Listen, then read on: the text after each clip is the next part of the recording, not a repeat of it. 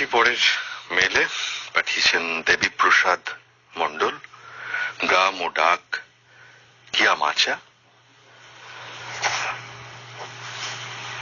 এটি থানা গোয়ালতোড়, পশ্চিম মেদিনীপুর থেকে।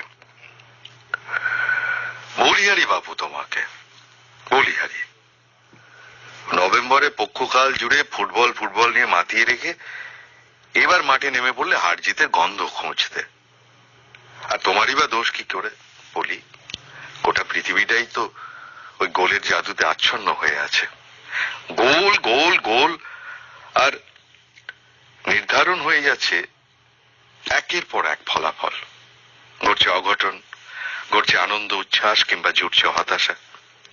এই প্রসঙ্গে মনে পড়ে গেল কবি বীরেন্দ্র চট্টোপাধ্যায়ের দুটো লাইন, মাটি তো আগুনের মতো হবেই যদি তুমি ফসল ফলাতে না জানো, যদি তুমি বৃষ্টি আনার মন্ত্র ভুলে যাও। এই বাণীর মধ্যেই লুকিয়ে আছে হার জিতের রহস্য। জানি না বর্ষশেষের মাহেন্দ্রক্ষণ কাদের জন্য অপেক্ষা করছে। বিশ্বজয়ী হয়ে বর্ষবরণে জয়মাল্য পড়ে আগামী 4 বছর ইতিহাসের পাতায় উজ্জ্বল হয়ে থাকবে। এইসব হার জিত 11 জনের সীমানা ছাড়িয়ে কত সহজে কোটি কোটি মানুষের হার জিত হয়ে ওঠে। বোধহয় সেই জন্যই এত এত উন্মাদনা। জীবনের খেলাতেও একই নিয়ম। বিশ্ববন্দিত মহাজনেরা মহান হয়ে পৃথিবীতে আসেননি।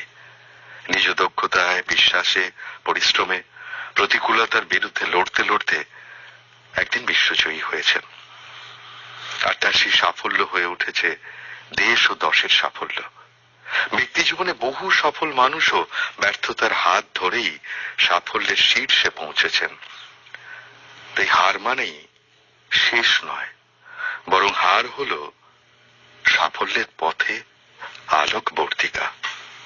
মানুষ হারে বলেই যে তার আনন্দটা তাড়িয়ে তাড়িয়ে উপভোগ করে। কিছু ক্ষেত্রে ভাগ্যের কথা এসে পড়ে ঠিকই, কিন্তু সবটা ভাগ্য নিয়ন্ত্রণ করে না। বিশ্বাস এক্ষেত্রে পথপ্রদর্শক।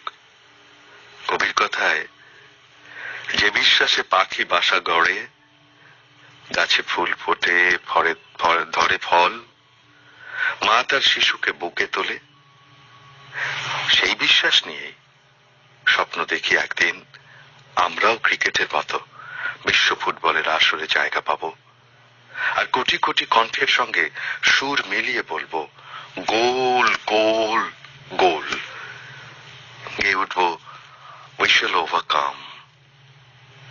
overcome someday. দেবীপ্রসাদ মণ্ডল, গ্রাম ও ডাক কিয়ামাচা, গোয়ালতোড়, পশ্চিম মেদিনীপুর।